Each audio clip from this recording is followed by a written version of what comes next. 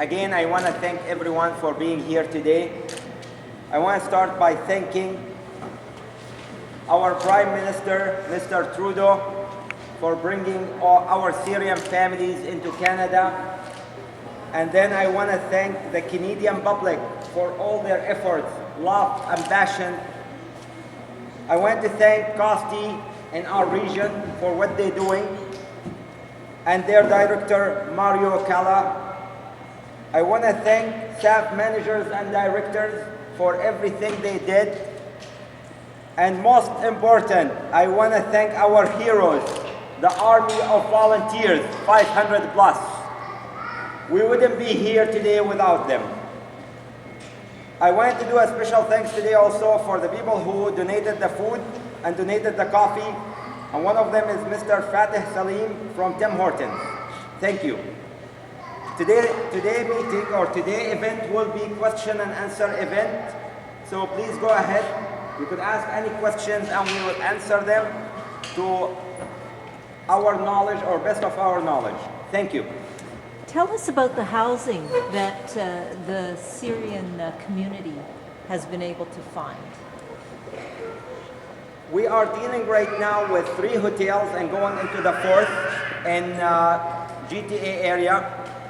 And I would say GTA is moving ahead with the housing since we have some people in here, some guests from the Syrian comers who are moving this week into their new housing.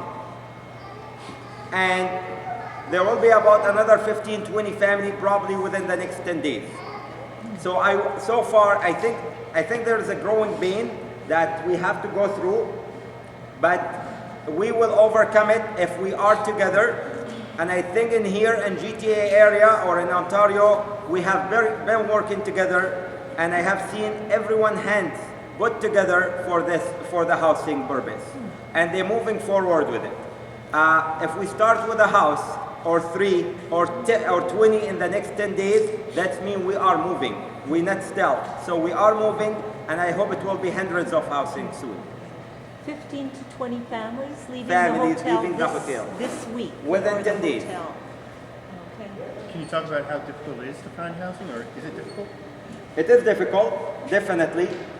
But some companies are being understanding, especially private landlords are being very understanding and compassionate about the cause, and they've been very helpful. Costi is providing a letter of, I would say they're providing a letter that, a letter of credit from Costi for a year. So that helps people to get a new placement, a new house. And what are the rents that you're finding housing? When we started, there was housing put in the hallways for $1,700 and $2,000, and we definitely didn't agree with that, so we removed them, and we educated the newcomers a little bit more about what kind of prices they should look for based on their budget. And we are looking for things between, we have singles, So for singles, we are looking from $400 for a family of 6 up to $1,400. Sir, what were your biggest struggles in the past few months? Biggest struggle was the beginning where we had no newcomers. So doing something virtually was very hard. When we started, we started with 60 people and people started leaving the bus, I would say. So we ended with a lot of volunteers saying, oh, there's nothing happening, nothing going to happen. But we had faith and we looked forward and we overcome the struggle. And right now, when we had the first call, this is a moment that we'll remember.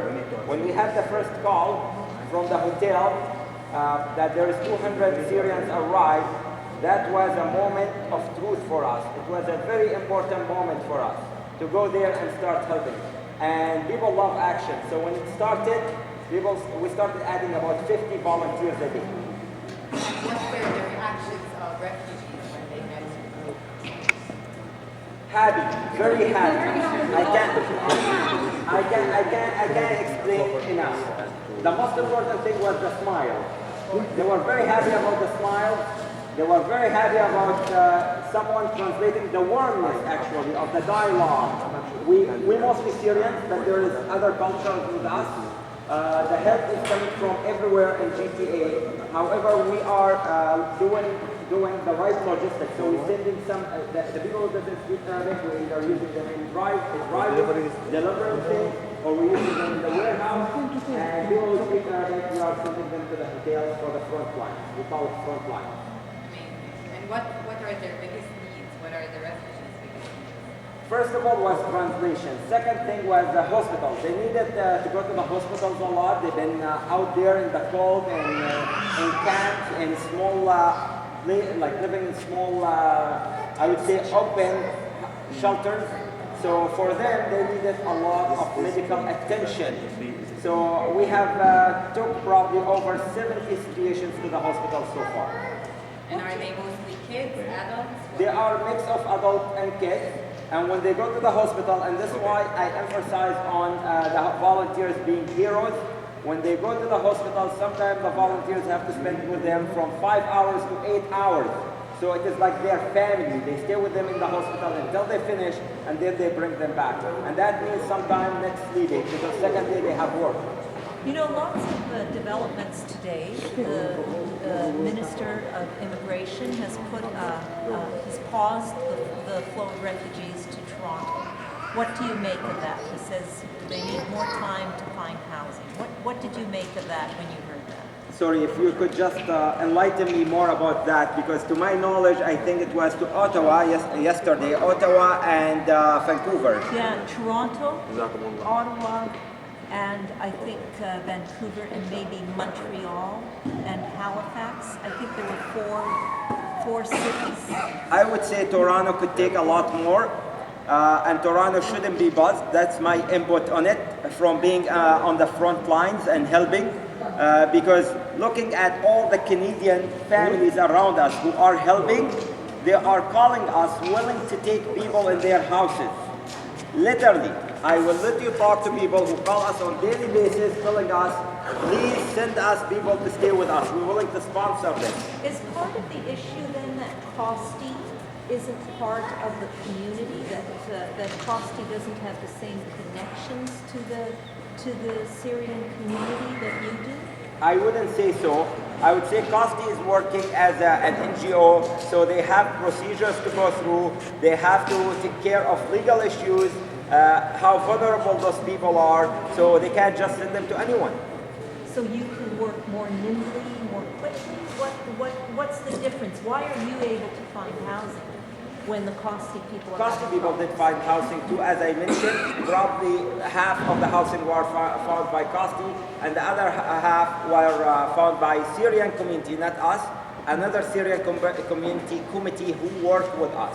So basically, I would say about 20 to 30 apartments been found, and it is by joint with Costi. However, Costi again have procedures. There's 5 sessions those people have to attend. They can't just get out to the public without attending sessions. Some of the sessions would be social information, money, there's applications to fill up for their money and their loans. They have loans that they receive. And these loans, and they have to understand why they're receiving the loans. You got to remember the barrier of the language too.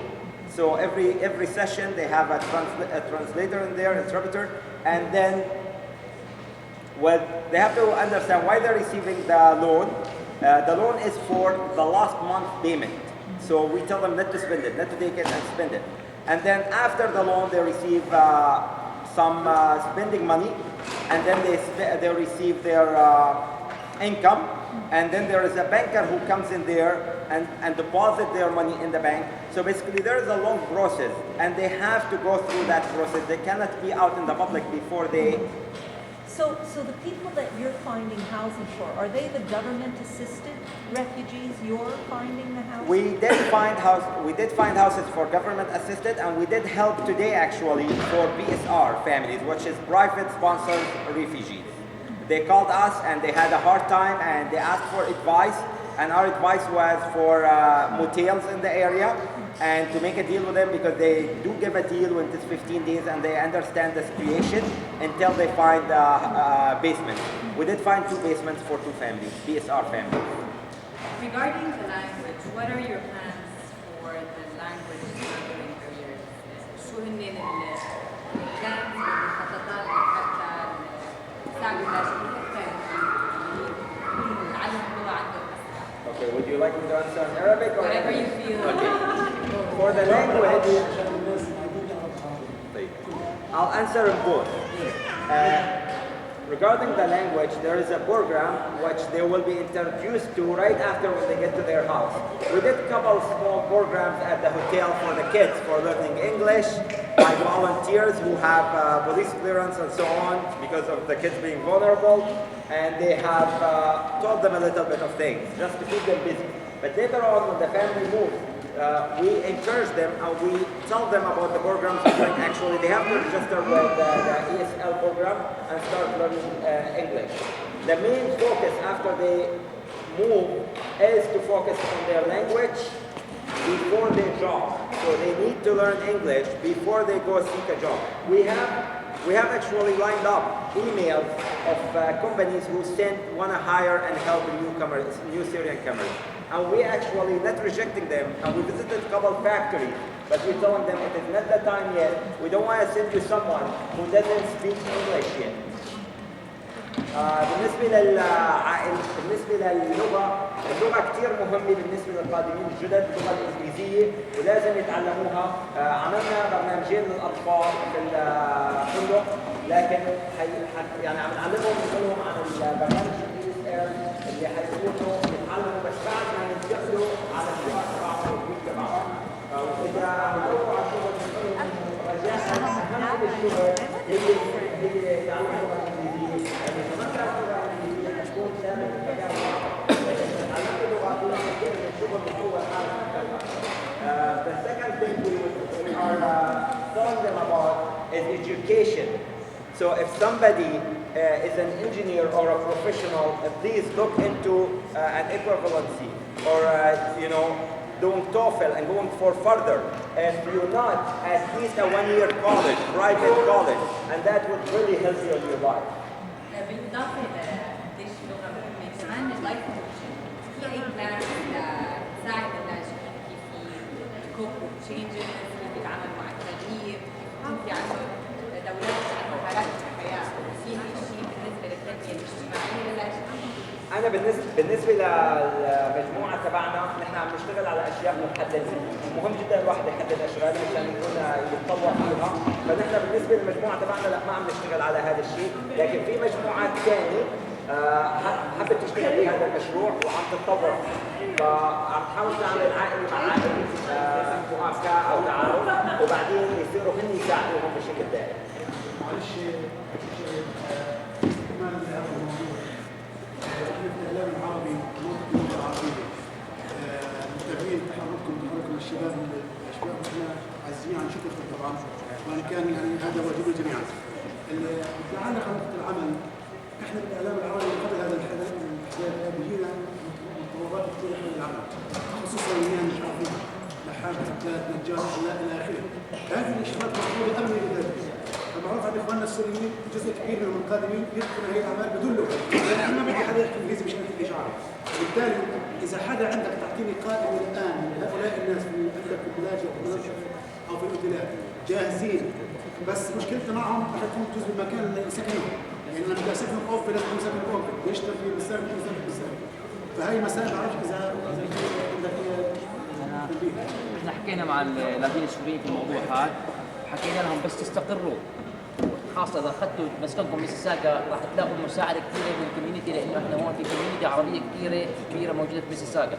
فاحنا طلبنا منهم إنه يحاولوا يختاروا ميسيساغا كمنطقة سكن عشان نحاول احنا نوزعهم ونبعثهم على الأشغال اللي مش بحاجة للغة، حلاق، نجار، حداد، لحام وهكذا.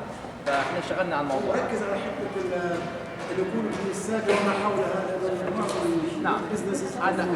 هذا يعني طلبناه منهم شخصيا انه انت بس تيجي تختار حاول تختار ميسيساغا، واحنا راح نساعدك نلاقي لك مكان في ميسيساغا عشان سهل علينا مهمه ايجاد عمل لك عشان تقدر. نعم صح. I'm going to emphasize on this in English just for the English speaking here. So I'm going to emphasize on this in English.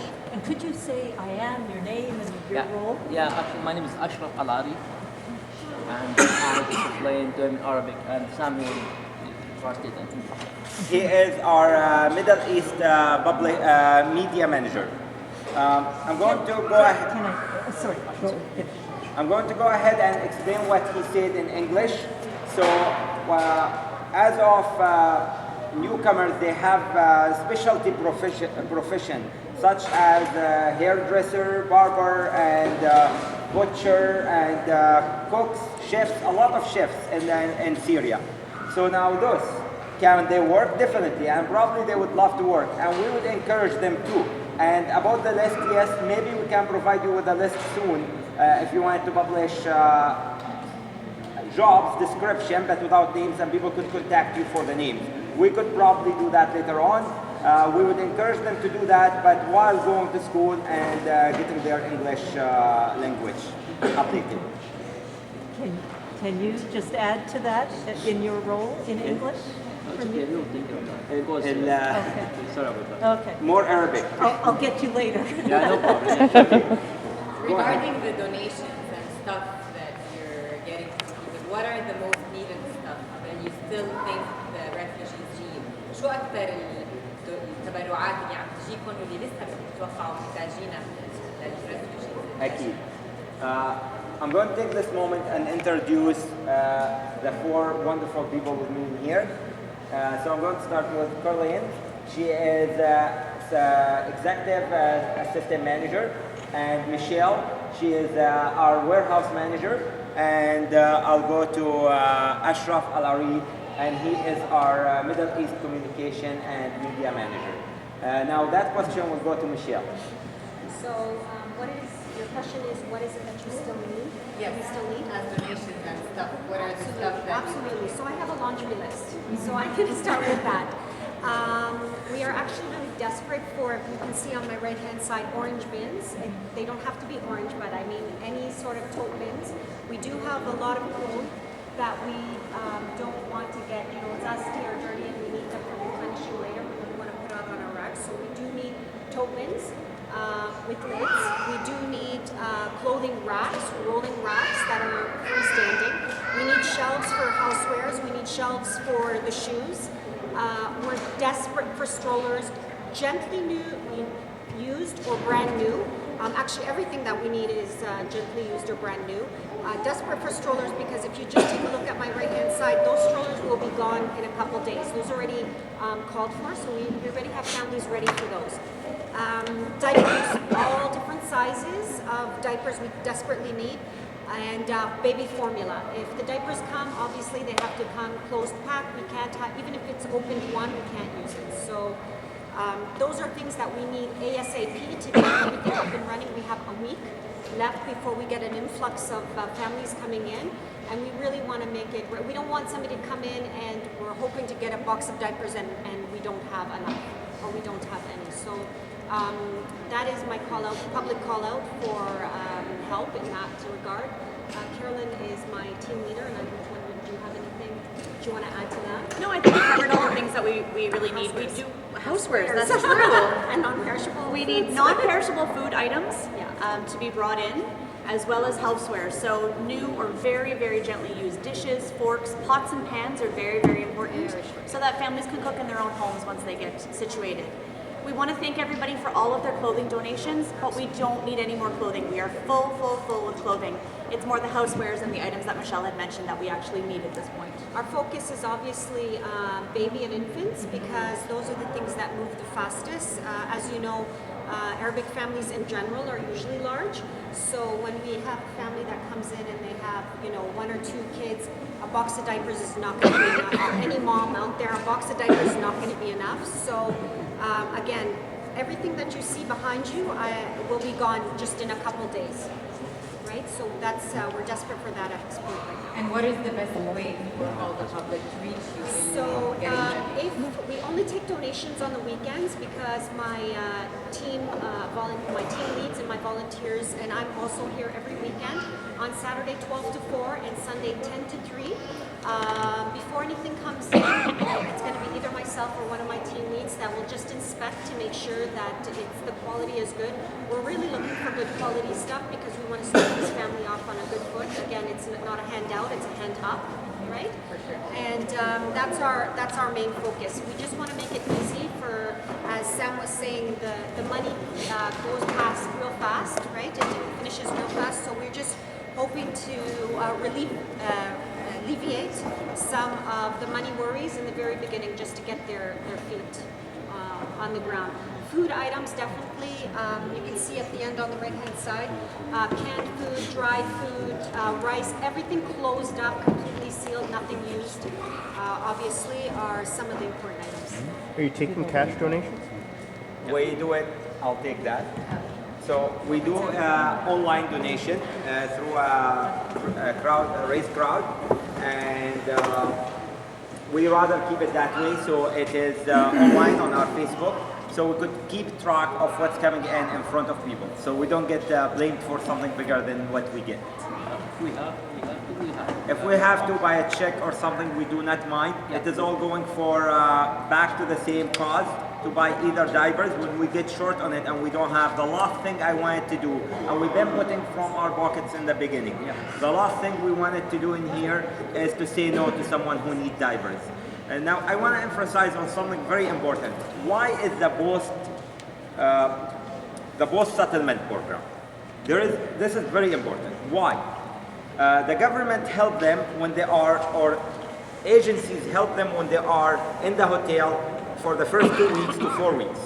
And then they move into their own houses. Now when they are in their own houses, they are receiving an income and they are on their own. That income is limited. I cannot live on that income like here in Canada. I've been here for 25 years and that income is very hard to live on alone. Now they'll be waiting for their child tax benefit, but that takes 90 days to come. It takes routine, it takes time.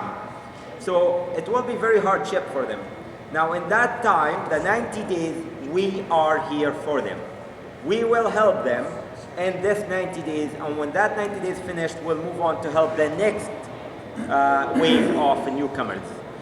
In that 90 days, if we give them milk, formula, diapers, strollers, food, non-perishable food, 2 bags of clothes when they need it, they could choose their own clothes so they feel like they are shopping, they don't feel like we're giving them something. Now if they take this stuff, it would be about above $1,000 in worth. Now if they could save that $1,000, that's another $1,000 in their pocket to spend on food and transportation. This is the whole idea. Yeah. Mr. Ashraf here wanted to add something about the baby formula. In the beginning, actually, when we went to the hotel,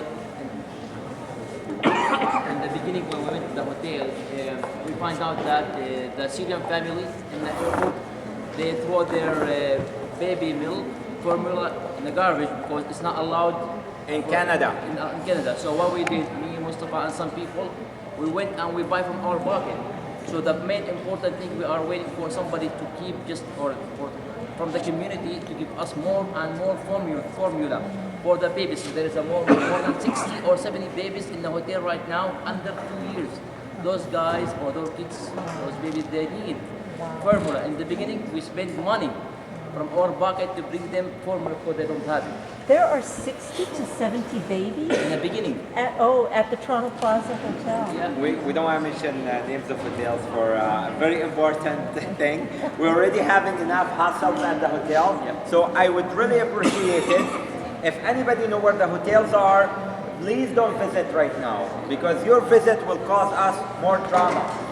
When you aren't there and there is another 40, 50 people visiting, that causes hazards. Fire department hazards, and the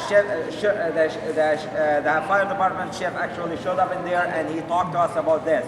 People can't wait in the hallways, like 40, 50 people who visiting, and then you have another 200 people who come down from their rooms to talk to those people. So it gets to be very crowded. So one part of what we do in there is to keep it peaceful, everybody in their room or in we have a banquet hall in there where Costi pays for it. People could stay in there and enjoy their time, but not too much gifts, please. Now I want to emphasize about the baby formula thing. Yes, when they got into the airport, baby formula is their product, so it is not allowed, so they did throw them out. Refugee or not, it doesn't matter. Same thing goes for everyone. So they had no baby formula when they got to the hotel. There was very generous donors who went and paid for that baby formula in the beginning, and then the organization who is taking care of things at the hotel did take care of that because it is a part of their daily nutrition. The daily nutrition is food for adult and baby formula for babies. Go ahead. Tell us more, how do you communicate between the donors, the warehouse, and the volunteers and the Syrian family to come to this location? That's a good question. Ask me again because I'll have to think twice. How do you communicate? I understand you, but it is very, thinking about it is painful. We get about 120 calls a day. We are looking for a volunteer. That's a call for a volunteer who could volunteer from home if they are at home to do our communication and our scheduling, and at the same time maybe do our telephone answering. So there will be communication and I would say dispatching too. Because now I'm dispatching and I'm organizing a lot of things, and I want to take things off my shoulder because the more the NGO grows, the more there is work. So we did hand things out to 18 managers. We have 18 managers in the organization. We have 7 directors and 500 plus volunteers, heroes, big heroes. So I would go back and I'm asking for someone who could help us with that, maybe from their home. People call us and they would say, we have clothing to drop off, and then we have to explain to them why we don't want clothing. They would call us and say, I have diapers, but the box is open, and we have to explain to them. While I'm on the line, I would have Mary calling me, or I would have Dr. George calling me. So I'll have to go to the third line, and I have a driver who's picking something up from the warehouse, and now I had to handle that to Michele, because Michele will take care of drivers, logistic. We have Bara here. Bara Al-Haj is our logistic manager. So he handled things at his end of the hotel. Thank you.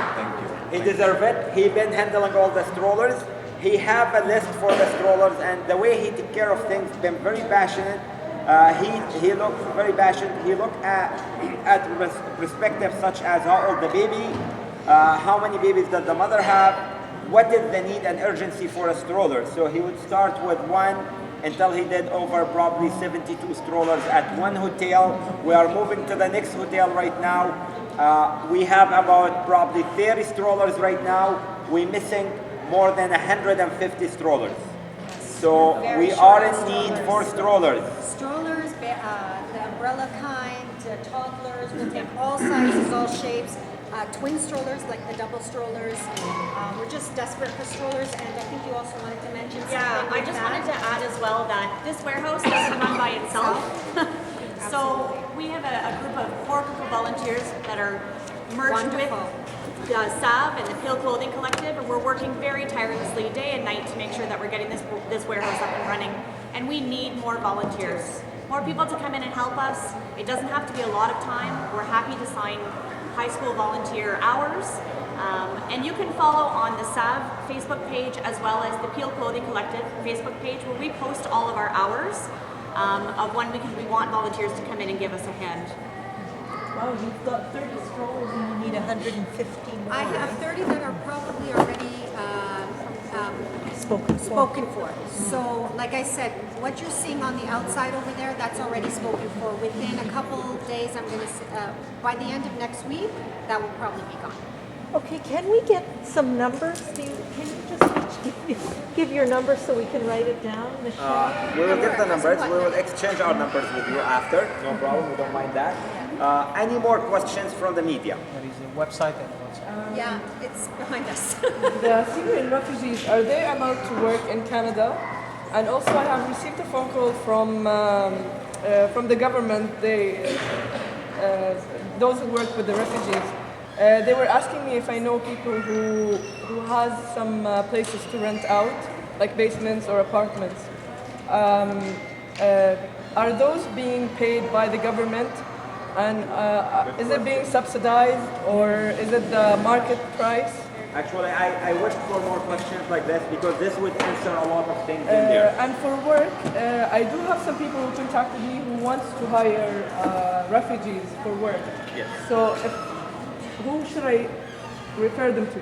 Okay. And are they allowed? We'll start with how does the system work? Agencies does not pay for the apartments. Sorry? Agencies does not pay for the rent.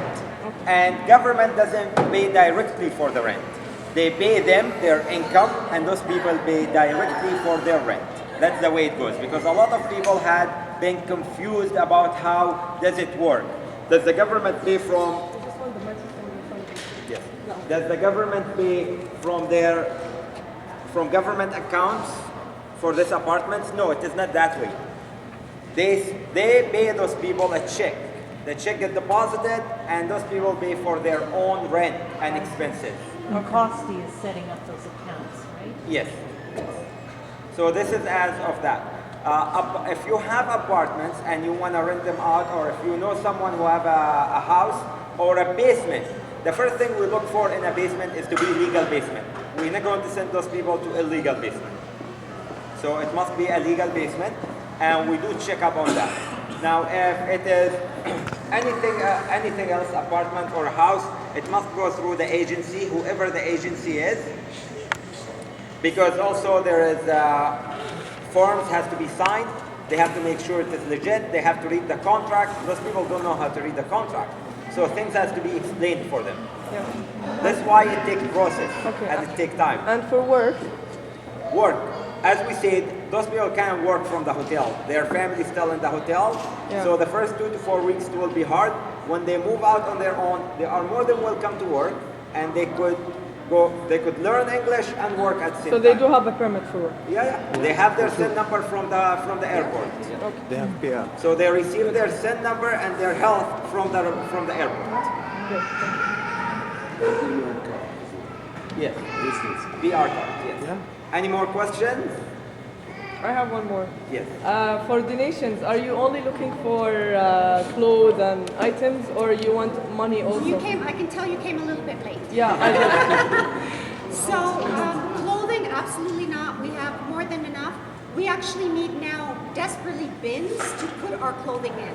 Okay. So we're looking for bins to put clothing in. Again, baby formula, strollers. That I heard, but what about money? Money is online. You would go on our Facebook and there is a link on the Facebook for Raise Crowd. If anybody want to donate by credit card in there, it is free. They don't charge us $1 for the deposit because it is charitable. So if you want to donate, it is online. Is it matched by the government or no? Is it matched by the government? Nothing is coming to us from government. We are just public organization that started from you to you. Okay. If someone who wants to pay check or cash, we have no problem to accept that. Okay. Thank you. You most welcome.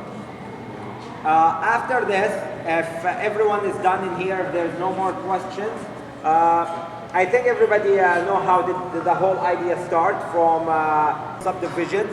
because as we needed, we added chapters, and we just opened a chapter in Scarborough because the new hotel is in Scarborough right now. I think after this we'll be going into meeting the new families. So if anybody would like to meet the new families while they are picking up their new welcoming gifts for their homes, welcoming packages, you go ahead. Thank you. I really appreciate your time and being here.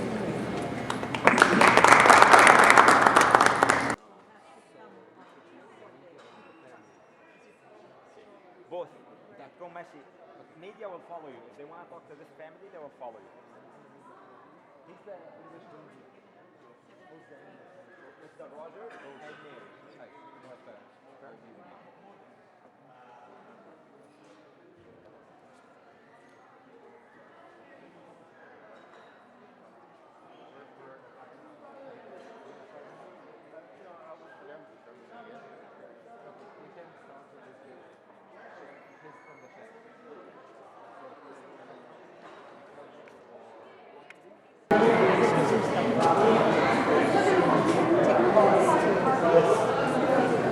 Well, maybe you need to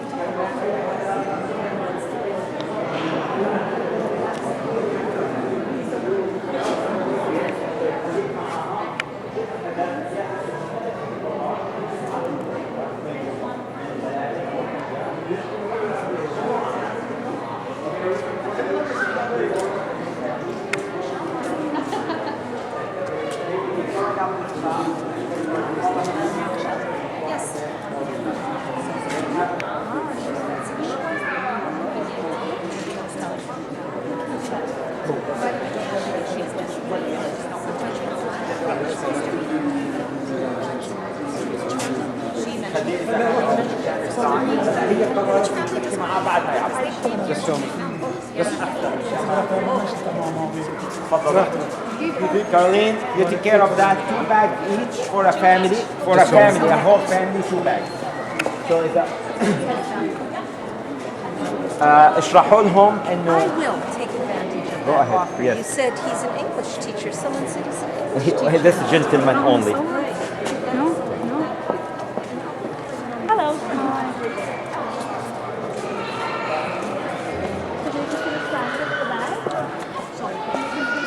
They want so 2 bags for the family. Should we give it to us? They've already got this. Okay. Yeah. No. My little friend.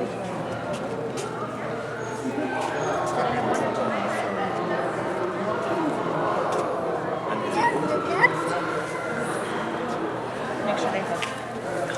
How old are your children? This is Judy. She is 10 years old. Hi, Judy. And this is Lotus. She is 5 years old. Lotus. Flower. Oh, so beautiful. And this is Khalid. He's 2 years and a half. Say that again. Khalid. He is 2 years and a half. And this is my wife. Esma. Hi, I'm good. Well, come and join me. Talk about what your time has been like and what you're looking for here. Do you have an apartment already that you're moving? Yeah, I think within 4 days we'll move to our new apartment. And it's my pleasure to thank the Prime Minister of Canada and the Government of Canada and the Canadian for their generosity and kindness and providing help for the Syrian refugees. Where have you been living? Where did you We were in Jordan for 2 years and a half. We were in Jordan for 2 years and a half. And then they call us for immigration to Canada, and we were very pleased for that. And they promised us to do something, and when we come here, everything was real. It was real. Yeah, real. Okay, everything was okay, and we were very happy, and we are now very happy, and we hope that everything will be very good in the future, near future. And where were you living in Jordan? In Arid. Where? In Arid, in Qais. Okay, you had an apartment there. Yeah. Okay. So tell me, bring your wife here. What do you need? What do you need to pick up here for your children today? For children? Yeah. Jackets and yes, hats. And hats. scarves. And what do you want to pick up? Do you speak English? Yes. And what did you see something here that you want to pick up? A jacket. Like what? Say a jacket. Oh, it's a jacket. Yeah. Have you got one picked out? Do you know which one you? Oh, you're welcome. Thank you. Yes. So take me around. Yes. Go ahead. Just talk. You know. Don't have to wait. What is it that you're looking for? Let me know what you're looking for. شو بدك؟ أول شيء بناتي. Okay. Some curtains. My new apartment. مع نادية. أنا إذا حبيت فيني آخذ مرتين يعني بدكم تكملوا مع بعض. أوكي. إذا بدكم هون الهاوس فريز براطيش. شو بدك تشتري حبيبتي؟ شو بدك تنقي؟ اه؟ وبعدين شو تحبي تنقي؟ شغلات مثل ايه؟ ثياب؟ بدك جاكيت؟ جواكيت شتوي جواكيت شتوي هون لرجالي نسواني كل شيء بيبي انفنت تودلر كلهم هون عندي فرجيني عمر بناتي الطاولة الأولانية والثانية اوكي سو تفضلوا Are you gonna come and look? Ready? Let's go. تعالي حبيبتي. Do you want to look at stuff that's going to fit you?